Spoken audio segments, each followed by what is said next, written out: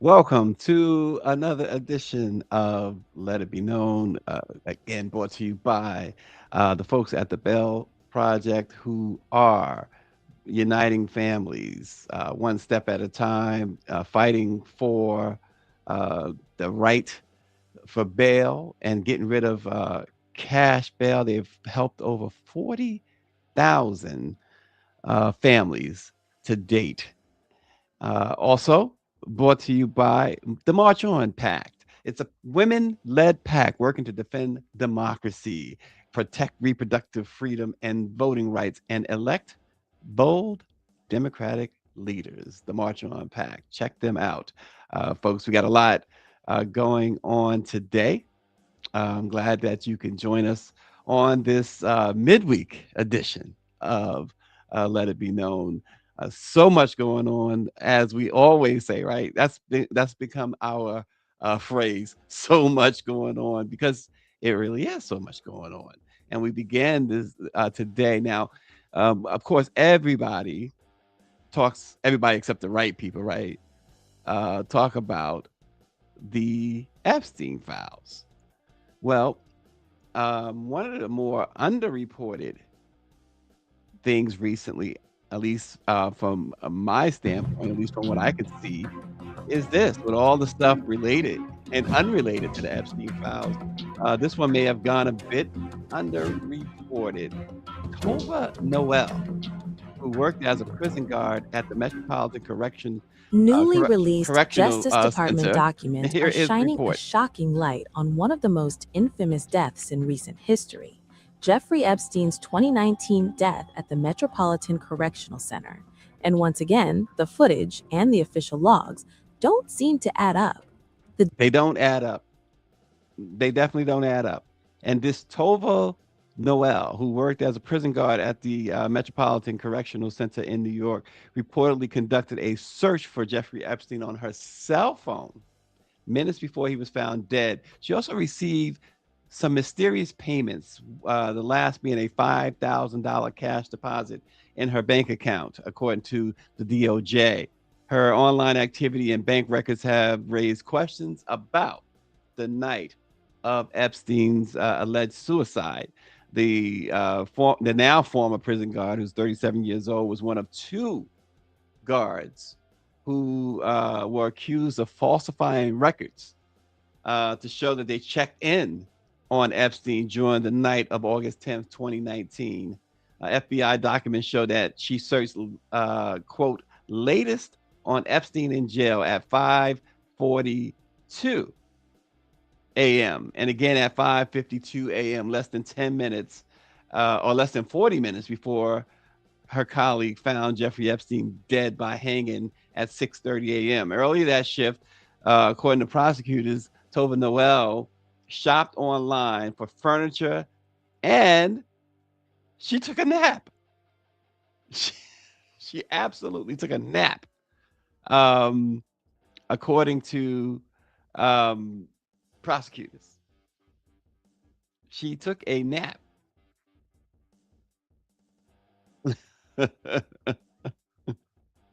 And so there's a lot more to this Epstein situation. Of course, um, our president uh, continues to do things to try and overshadow the Epstein situation.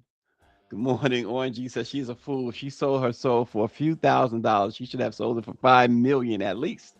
It's so funny because I was thinking the same thing. 5,000. There was apparently, allegedly, a couple of other payments for about 12,000, which still, uh, I'm with you. You gonna have to, the bidding would have to start uh high in the seven figures, if not eight, to even get my attention. Um, they say she made a series of bank deposits, which was flagged by Chase Bank as suspicious because she's never making those type of deposits. And so apparently, she started working in the special housing unit where Epstein was just a month before his alleged suicide. So, um, the FBI identified her as the likely officer seen, if you remember that little footage, carrying orange linen near his cell at about 10:40 p.m. that night.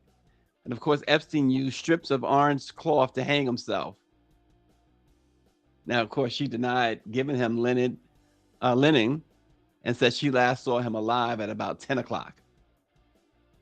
The other guard on duty reportedly slept through part of the shift, which is not unusual for um, these corrections officers who work the overnight shift. When the inmates go to bed and lights out, they make their rounds and they find a little place to take a nap.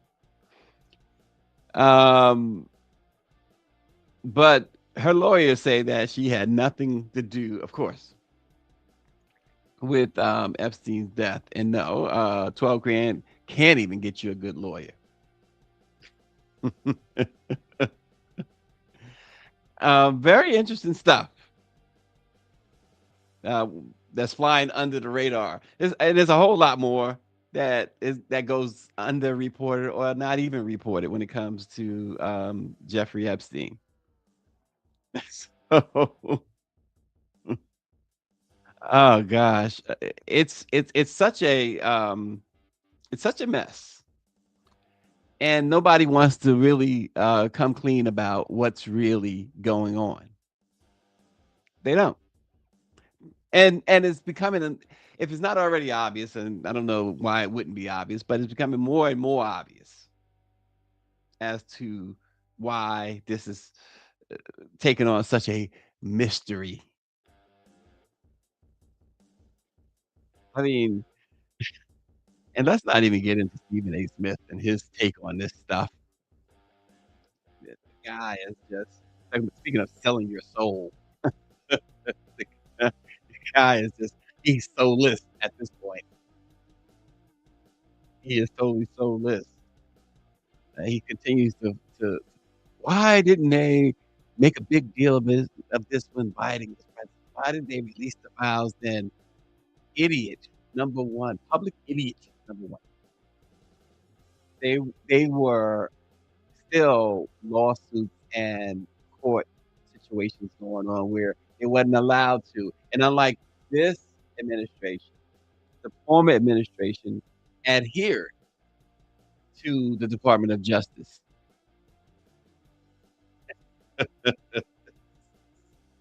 The guy is just insane. He's just insane. He's just totally insane. Um, Here's something that's interesting. What happens when the system that tracks your financial life makes a mistake and the watchdog meant to protect you is no longer watching? Yeah, we're talking about uh, the credit bureaus and mistakes galore have been found. A new investigation by ProPublica has raised serious questions about what is happening to millions of Americans trying to correct errors on their credit reports and finding the doors to relief closing. In this case, this report was highlighted by a Colorado accountant who spends her career fixing other people's financial problems. Now she is trapped in credit reporting nightmares that she can't fix.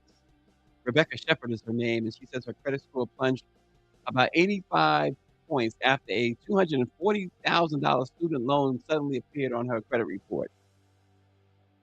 Um, it's not her student loan. She says the loan belongs to her ex-husband, and she submitted the documents to prove it. Even the loan's account manager confirmed that she is not the one responsible. But still, the 3 major credit bureaus have refused to remove the debt from her report.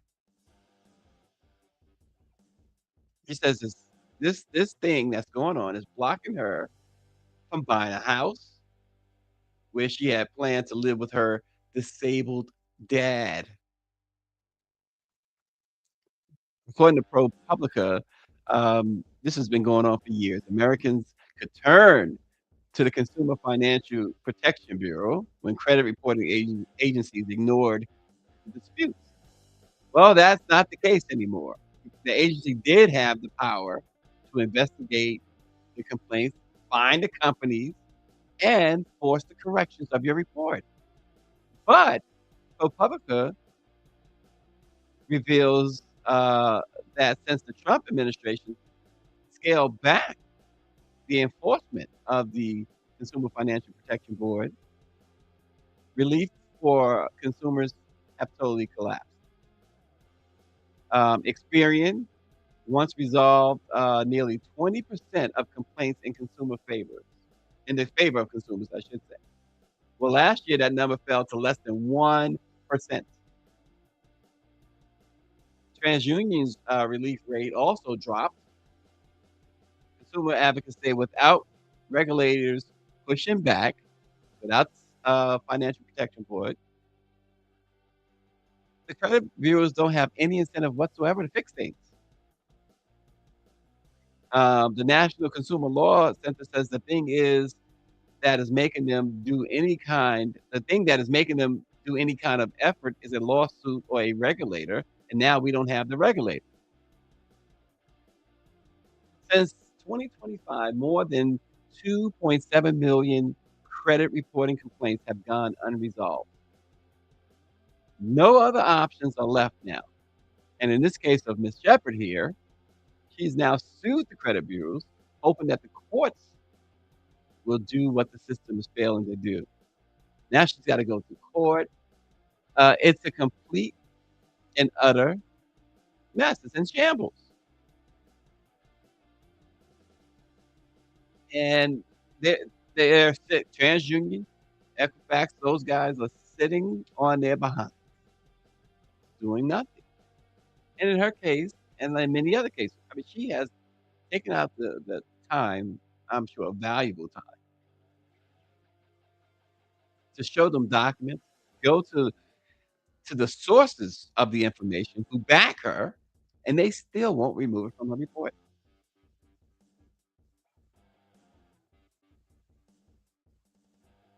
That is horrible. It's absolutely disgusting behavior there. ProPublica is asking folks to go to their website, go to ProPublica's website, and let them know about your complaints as they try and help folks like Miss Shepherd and you and whoever else may have these particular issues. Um, I would recommend you do that. Definitely recommend you do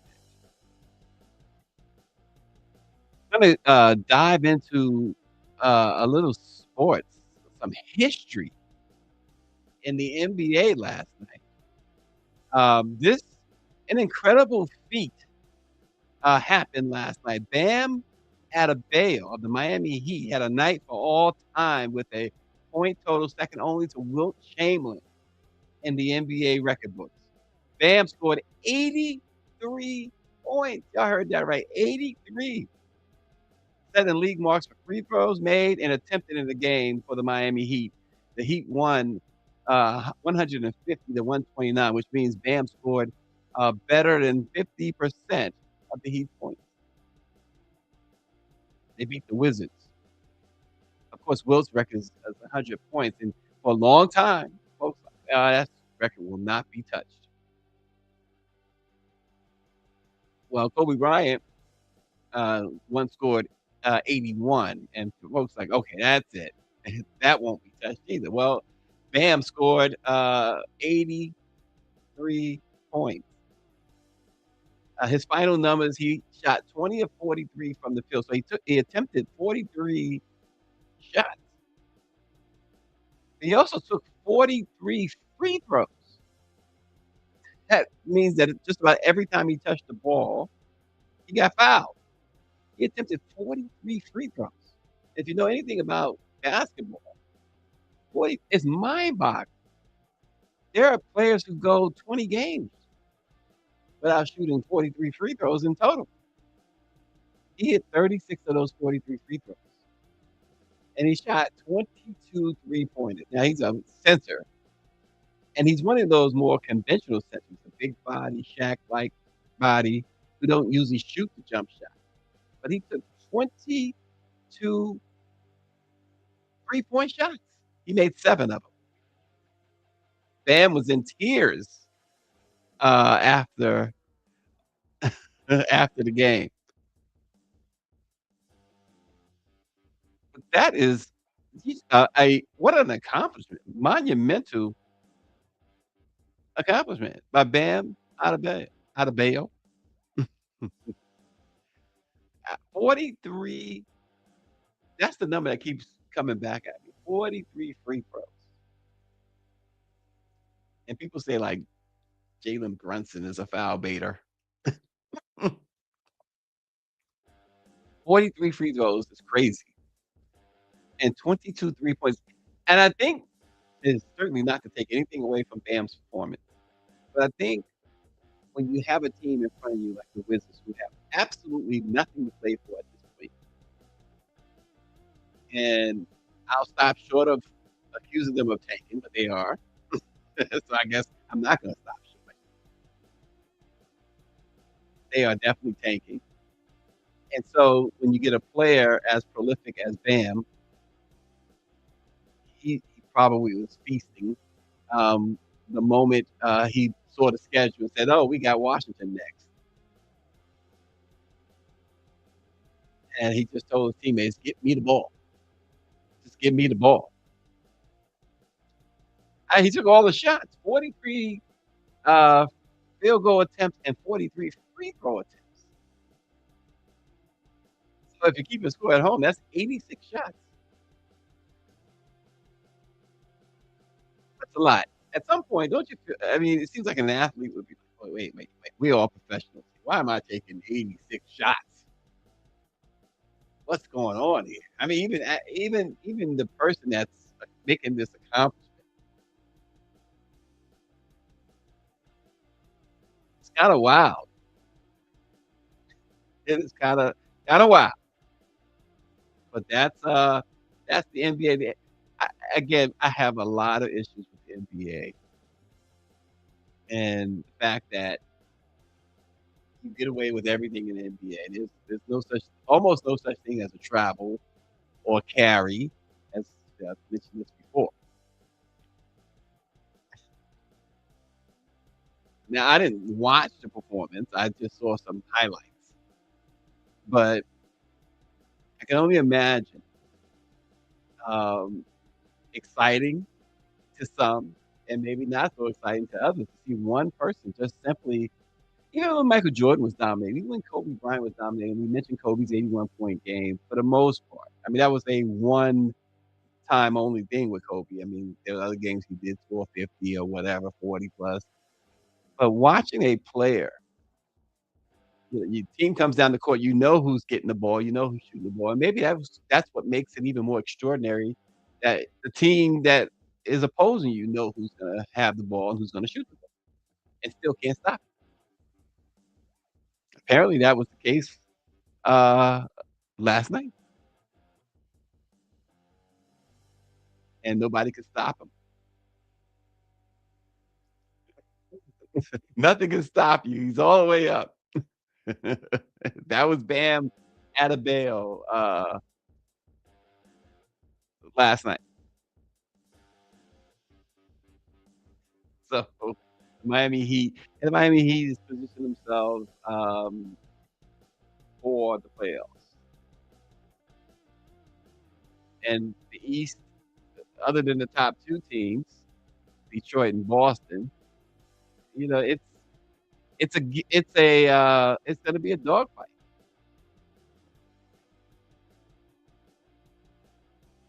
I'm no longer sold on my Knicks. I know RNG is like, "Yeah, it's about time." Although, I still say they have the deepest team with the most talent.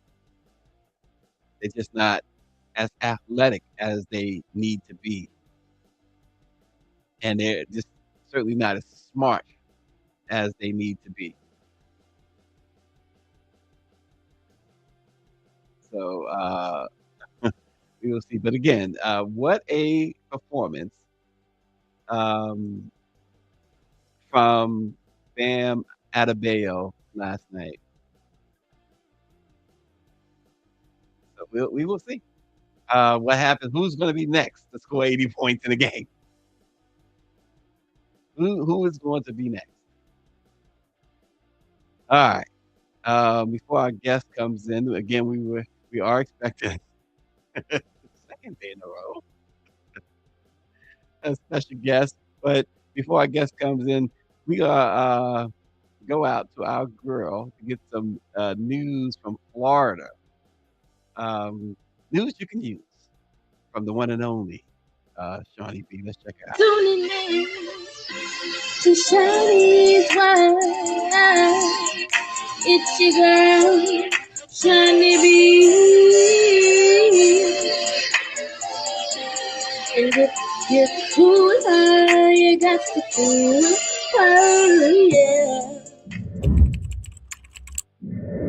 Disclaimer.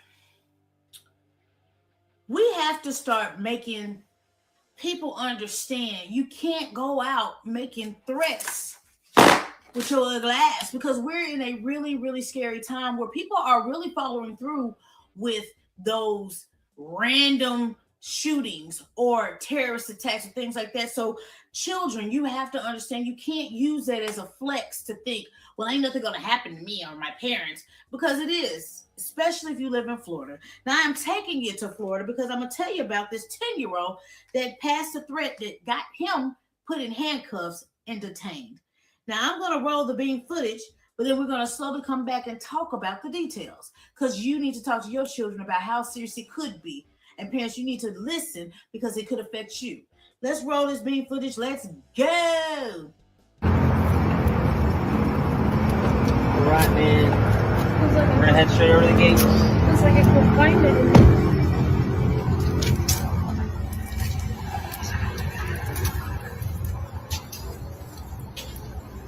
Yes, ma'am. When we're ready for you, we're gonna bring you out, okay? Have a seat.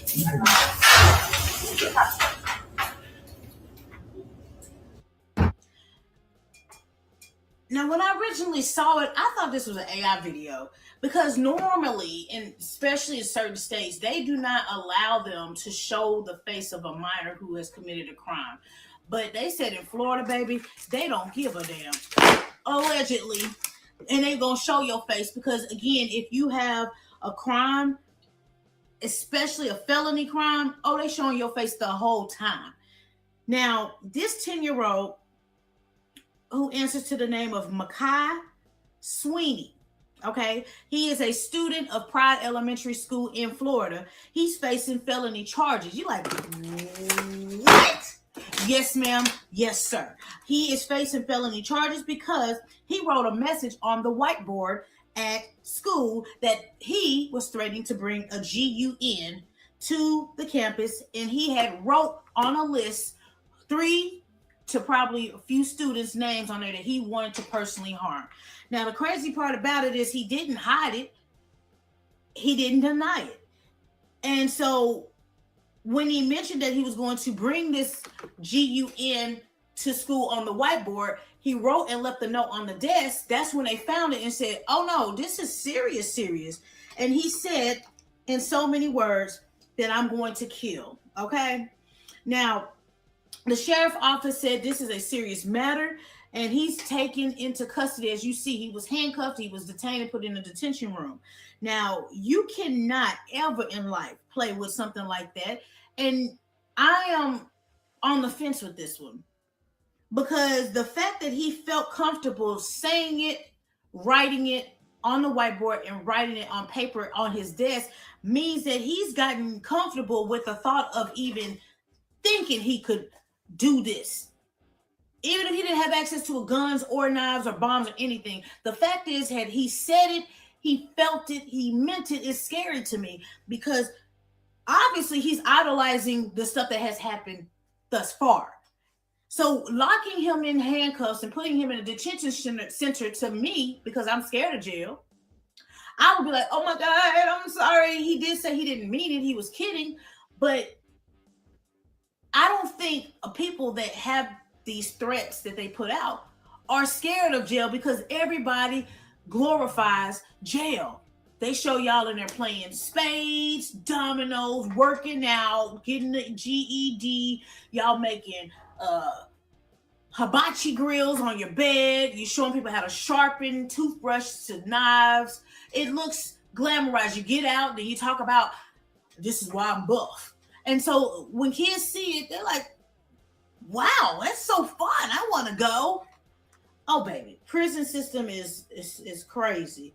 Now, I'm not sure if the parents are going to suffer from this because he is a minor, but the fact is, the parents that kids who were on this alleged hit list, how do you feel? Because he felt comfortable writing this, and my thoughts were like, does he really feel like this? Because it was so intentional that I'm like, was there anybody else in on this? Nah. So I pray that my son never says anything crazy like that. You know, these kids say things because they want to be funny, they want to be cool, or they want to seem like a threat. They want to seem harder than the most people claim they are. But baby, Florida said they're not playing with you. They don't care if you're a minor. They are going to make an example of you, and they're going to lock you up, and they are going to try to have you facing whatever it is to keep you in the juvenile system. 10, 11, 12, 13, 14, 15, 16, all the way up to 17. Baby, they said you do anything crazy, you're locked up, and they're not going to let you out. Now, they're not going to take it easy because people are really following through with threats like this, and they don't get a heads up like this little boy gave. They just show up and show out, and then later on they see the manifest or they see the videos, and then they're piecing together the pieces. But talk to your children, because it's not funny.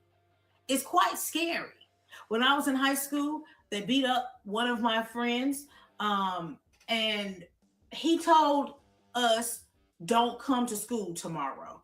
Baby, who didn't go to school tomorrow and the day after tomorrow was me, because they beat him up. And it was sad because they were throwing the sodas and it landed on his fresh little outfit. He had said it was his birthday outfit, and the soda hit the ground and splashed and got on his clothes. So he picked up the same can and threw it back at the group that threw it at him originally. And then that group got mad and jumped him.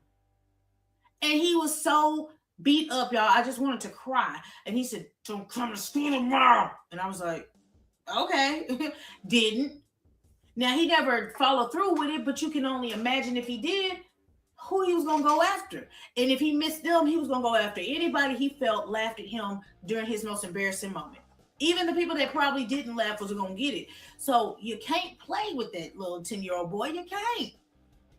It's people that have lost their lives behind threats like that. You got to be serious. Now, is this going to cost the parents money? Is this child now kicked out, expelled?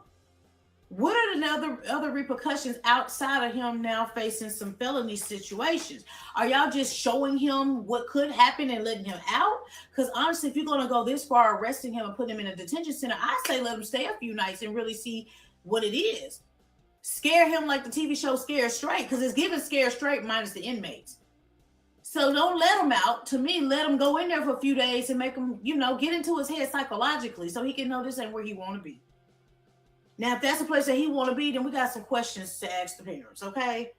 But when the parents aren't those type of parents and they're surprised just like I'm surprised and you surprised, what do you do to tell your child, baby, this ain't how you play? I'm not sure. I just know that I don't like it. And you just can't go around playing with words, because words can turn into truths, okay? So y'all talk to y'all kids and don't have them do no ugly ass stunts like that, because it can be a costly one, okay? He seemed very unfazed going to jail. He seemed like it was a badge of honor. So what did y'all do next to make him see how serious this was? But I'm just a messenger. It's your girl, Shiny B. If you're cool with your girl, down through with your girl, make sure you check out my website. Yes. www.shinybentertainment.com. Check out the fan gear, optional drop donations, but never any pressure to do either of the two because I see the likes, the shares, the comments means the world to me. So I just want to tell you thank you for my lips to your ears for rocking with me because y'all could be anywhere in the world, but y'all here with me. Let's hop in the comments though. I'm scared to go a lot of places, and it's not because of 10-year-olds making false threats. I'm scared to go anywhere because now everybody has this you made me mad. This is how I'm going to respond type of mentality. And they're just not going for random people. They're going for people random. They're going for people that they felt did them wrong over a span of time. And then sometimes they just going at it just because that's just what their beliefs are. So there are too many examples to why we ducking and dodging and looking over our shoulder. And I don't want to side eye everybody, but I'm looking at your side eye because I got trust issues. So please, adults and children, don't play with threats.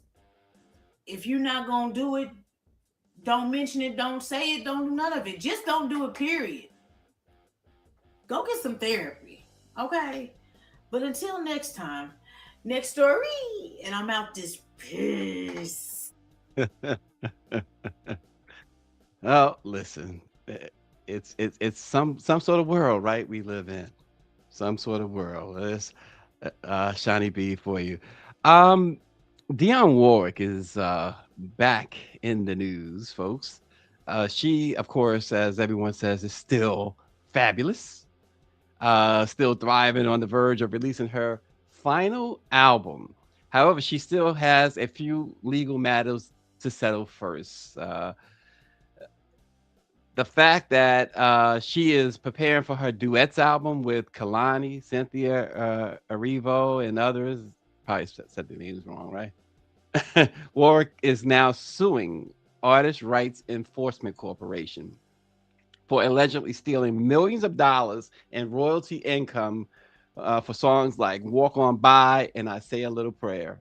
The new lawsuit from Dionne comes 1 year after Artist Rights sued her, alleging breach of contract and that she unfairly reneged on a long-time partnership that first began back in 2001.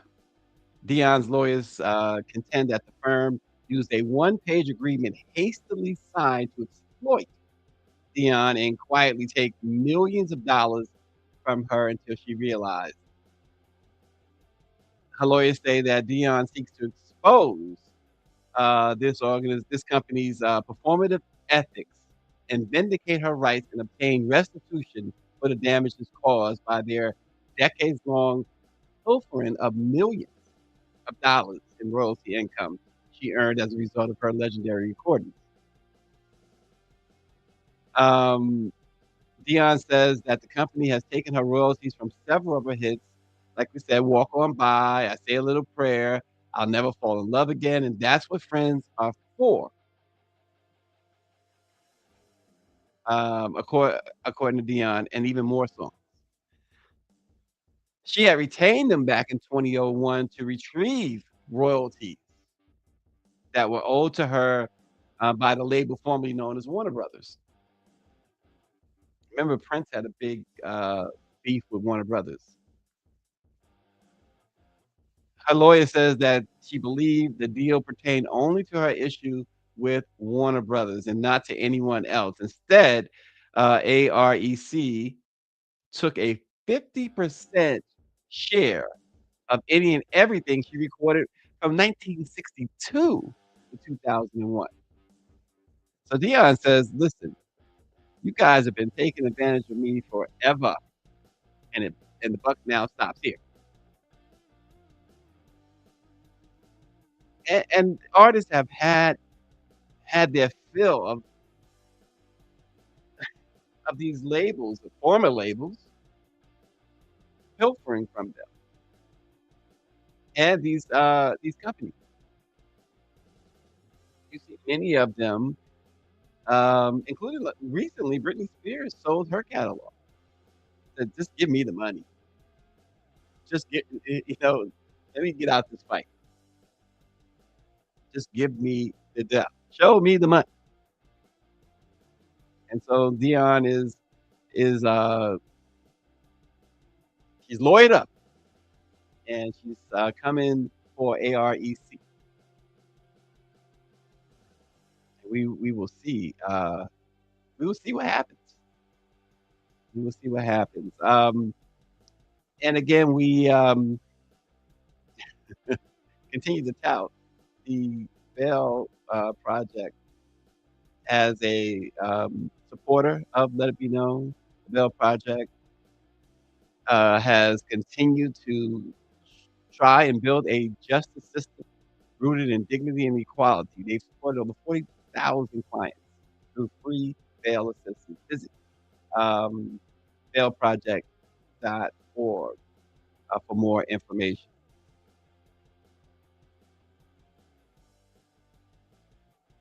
And, of course, we cannot forget March On PAC, another supporter of Let It Be Known News. The March On PAC is doing the work. They're on the ground. They're everywhere. They are a woman-led PAC working to defend democracy. They are trying to protect reproductive freedom, voting rights, and they encourage folks to elect bold Democratic leaders. Do you have any bold Democratic leaders right now? Anybody bold? A lot of people argue Jasmine Crockett is bold. AOC.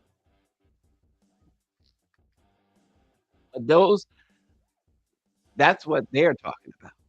They want bold leaders. And isn't that what it's gonna take? Isn't that what it's gonna take today in this climate? That's what a lot of folks are saying. So we will see. We again was scheduled to talk about the Women of Power National Summit this morning with Melanie Campbell. The summit in fact, it started. It starts this morning. And Melanie was supposed to jump on yesterday. Then she had some conflicts and said she's going to jump on this morning. Melanie Campbell, we are missing you, young lady. But that's okay. We know that we know the type of schedule you keep. And so we're hoping that the conference, the summit, goes accordingly, and that you continue to do the work that you do, and bringing women, particularly Black women, together for this this national Women of Power National Summit. So hopefully we'll hear again from Melanie Campbell on this. In fact, I'm getting word that she is going to be hopping on momentarily. So Melanie Campbell is expected to join us from the National, I keep saying it wrong, don't I? The Women of Power National Summit. And so we are awaiting her presence. It's like you're waiting for the queen. So you gotta be patient. Gotta be patient. So here comes that big test, right? Because y'all know I ain't got no patience. I ran out of patience a long time ago. That's why I'm drinking coffee. Because I definitely ran out of patience a long time ago. But remember too about the credit reporting situation. Go to ProPublica and their website, ProPublica.org, and if you have a complaint about your credit bureaus, if you have an experience, share it with them as they try to do some more investigative journalism to straighten that out. But now joining the program, folks, is Melanie Campbell, the president and CEO of the National Coalition on Black Civic Participation and convener of the Black Women's Roundtable. During Women's History Month, Melanie is leading the 15th annual Black Women's Roundtable Women of Power National Summit bringing together hundreds of Black women leaders, advocates, and organizers from across the country and around the world. Let's bring in the one and only, the very busy Melanie Campbell. We know you're busy. We appreciate you. You know, this is our first day, so I'm walking around, running around. So, but I appreciate you all having me to join you. And I'm gonna say Happy New Year, Happy Black History Month, and Happy Women's History Month. Right? Happy Kwanzaa too, because I hadn't talked to you in a while. So it's always an honor to be with you guys, and it has been crazy. A lot's been happening besides just even the summit. You know, with Reverend Jackson passing, and so many things happening. So it's been a whirlwind year, and you know, all the craziness of Washington, D.C. Pennsylvania Avenue, to be specific, right? Yes. Melanie, what makes this gathering so important right now? Well, this is our annual gathering where we bring all of our leaders from across the country, Black women and girls, by the way, to come together. We always make sure that we have a policy agenda every year. And so this is partially our legislative conference, but it's also our strategy conference. So we get together every year in Women's History Month to strategize about what we need to do about the issues that are impacting the Black community, and those things that are specific to Black women and girls. So we are and it's both domestic and international. So today is the first day it's Global Empowerment Day. So we work a lot with the Solidarity Center, are working on issues around that are both domestic and international, around issues that impact workers. So we're at AFL-CIO today, all day, Nice. and it's why I'm kind of running and today. But then tomorrow we're on Capitol Hill, where we will take our policy agenda. We will meet with the Senate side mostly tomorrow with our policy agenda, and we're focusing on issues impacting freedom. Our freedoms are under attack in this last year by this administration. Things, our rights, like our voting rights, you know, still trying to find ways to pass this SAVE Act. We impacted from our health perspective, all the cuts to Medicare and Medicaid. So it's a big agenda. So we are carrying that policy agenda and meeting with the legislators. Our state leader will meet with their senators mostly. We have a press conference with Senator Angela Alsobrooks, who's hosting us tomorrow. But also, I forget, we are also starting at the United Methodist Church, because we need some prayer, right? So we're actually gathering with Bishop Vashti McKenzie to start off with a gathering of prayer. And we pray, and then we're stopping by the Supreme Court, pray for the rain to give us a break tomorrow. Right now it's supposed to rain. We go in rain, sleet, or snow. But we're starting with a gathering prayer. Something different. We're not waiting till Sunday. We need prayer now. We're gonna pray for this government, and pray for those who are fighting to make sure that this government is something that is still something for we the people needs so much more than it used to be to me.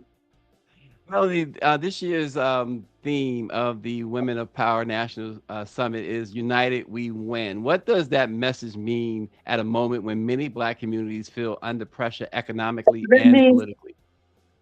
Exactly. Because United We Win, as it doesn't mean we're monolith, but when we collectively organize around the things that impact us, some of that is that we need to continue to push the government to either do the right thing or stop them from doing the wrong thing. But it's also we are organizing around what we have to do in the in between, right? So we have things that we're focusing in on providing on Saturday to people who may have lost their jobs, who may have having struggles with their businesses.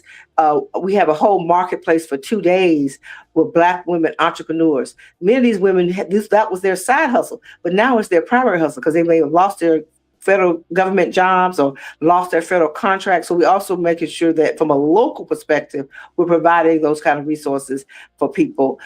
Then there's the wellness of it all. There's a lot of stress in our community. So we got healing circles going on over here, right? Things that will deal with the whole. And then we're going to have a little fun. You know, we have Sisters Awards. Yeah. We're gonna have DJ playing. We're gonna have a good time while we strategize. But it is about doing a real serious organizing. So United to Win is all those elements that impact us, but also what is our self-determination as it relates to that.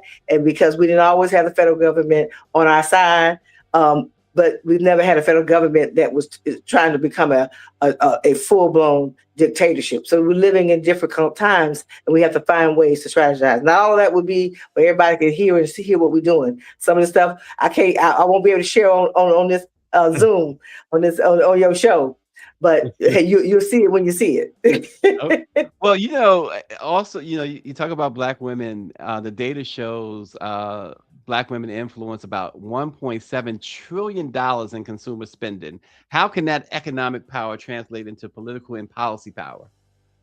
Well, one of the sessions we have is about how we organize in that regard, right? So it's organizing to fight against authoritarianism is one of our sessions, right? And fascism. But the other one is and breakout sessions where we're talking about how you we're able to maximize our collective dollars, right? Some of that could be boycotts, some of that could be boycotts, some of that could be other ways. How do you deal with a financial system that is such in a flux? So we have a lot of experts that'll be around to share that. There's a lot. A year later, so much. We knew it was going to be bad, but I ain't lying. I didn't think it was going to be this bad, but it is what it is. Right? I just came back from Reverend Jackson funeral in Selma, Alabama for 61st anniversary of Bloody Sunday. So we have been through a lot, and so we will get through this. We're just trying to make it preferably won't be a decade to recover. Yeah. You mentioned the 61st anniversary of Bloody Sunday. What lessons from that moment still matter for younger generations today? Well, what was exciting about Bloody Sunday was there's so many young people there, right? Who get it. Who were there. Our Black You Vote young people from Alabama led the march with Sheila Tyson, Commissioner Sheila Tyson. They led the march holding that banner. So the young people you see, they're my young people who are coming here for the summit, by the way. Right. So they learned about the importance of organizing and being able to fight for your rights. They had to stand. Most of them were high school students that were carrying the banner of Jesse Jackson. So for me, it was to see so many young people. But usually at an anniversary year that I've been going for 40 years, right? That's how long since I was a student, right? So the reality is to see young people coming and see us show up says that we know what our history, the importance of our own history. And so it's a history lesson, but it's also a rededication. And so all the energy, because it's not just that march on Sunday, they have a whole, Rose and Hank Sanders to organize a whole week.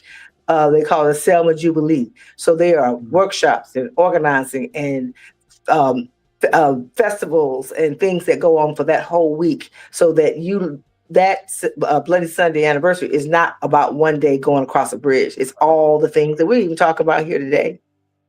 Yeah. And again, you mentioned Reverend Jackson.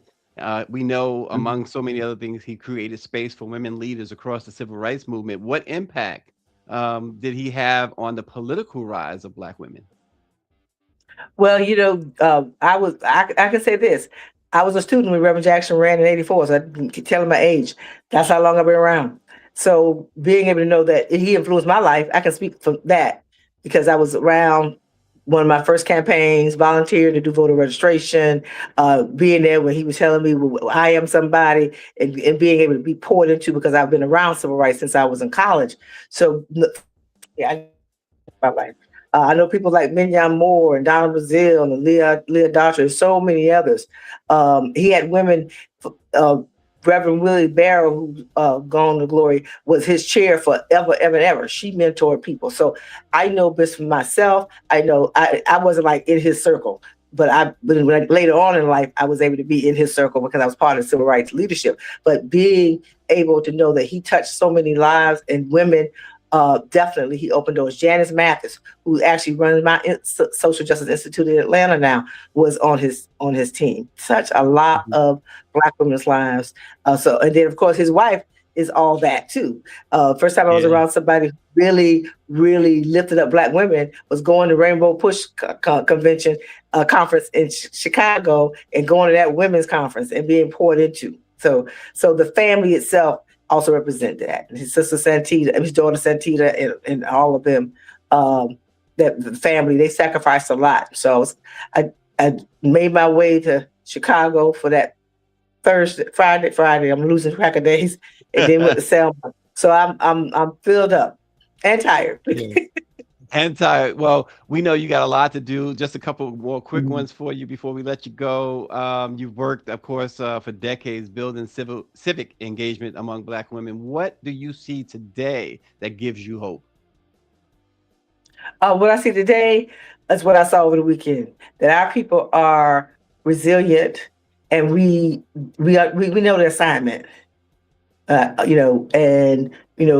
we work through this past year, some things we had to go underground and focus ourselves on how we were going to figure out how to survive this. And so we also understood that resistance has to be in different forms. There's things we can learn from the past, but also, and some of those tactics still work, but we're also living in a time that social media impacts us.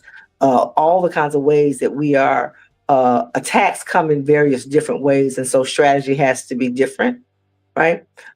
So being on this Zoom 10 years ago wouldn't have made sense to us, right? Yeah. You know what I'm saying? How do we get our message with people? Like, I'm talking to you on my phone. I know it's jacked up, so y'all apologize. I couldn't get to my laptop fast It's enough. fine. But just being able to have this conversation, which brings information to our people in various ways. Young people don't watch television. They don't. No. If it's not on their phone, why am I cutting that thing over there on? So being able to understand we have to have different tactics and different strategies is also what's important. And I'm learning every day. And finally, the Women of Power National Summit. If there's only one thing that folks take away from this summit, what would that one thing be for you? Hopefully the theme, United We Win. So you don't have to be at the summit to know how to organize yourself, organize your family, organize your block. You win. And so that was very, very intentional. And if folks want to plug in to get some of the richness of it, it's not too late to be virtual. We sold out, believe it or not. I didn't think it was going to happen. So we don't have any in-person space available, but they can Google Black Women's Roundtable, it'll pop up, and they can still register and participate and get that information over these next 5 days. That is awesome. Melanie Campbell, the president and CEO of the National Coalition on Black Civic Participation and convener of the Black Women's Roundtable. Thanks so much for popping in. We know you got a great schedule ahead, a busy schedule. So thanks as always. Okay. Love y'all. Peace and power. Absolutely. Okay. Melanie Campbell, everybody. Just a very busy woman. Always has been doing the work. She's always done the work. So great for Melanie, great for the women. And I'm sure she's inspired. She talked about others being inspired. She has inspired many. And we appreciate her taking out the time to join Let It Be Known. And we appreciate you guys always for sticking with us and being a part of the Black Press experience, Black Press Media. Check us out, blackpressmediausa.com, and continue to check out Let It Be Known. We will have another one for you tomorrow, as always. So continue to rock with us as we rock with you.